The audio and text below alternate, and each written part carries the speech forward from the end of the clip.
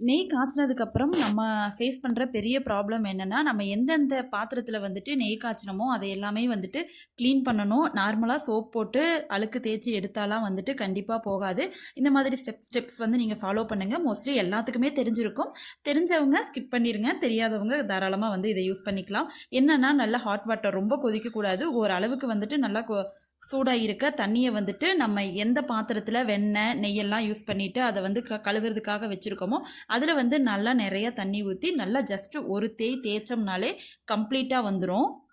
இந்த மாதிரி 2 டைம்ஸ் பண்ணிங்க அப்படின்னா கம்ப்ளீட்டாக எல்லாமே அதிலேருந்து வந்துடும். அதுக்கப்புறமா ஆஸ் யூஷுவல் ரெகுலராக வந்துட்டு நம்ம சோப் போடுவோம் இல்லையா, அந்த மாதிரி சோப் போட்டு வாஷ் பண்ணி வச்சுக்கலாம்.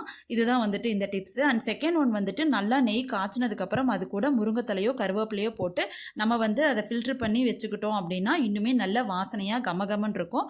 கண்டிப்பாக அந்த டிப்ஸை ஃபாலோ பண்ணி பாருங்கள். நாளைக்கு பார்க்கலாம். பாய்.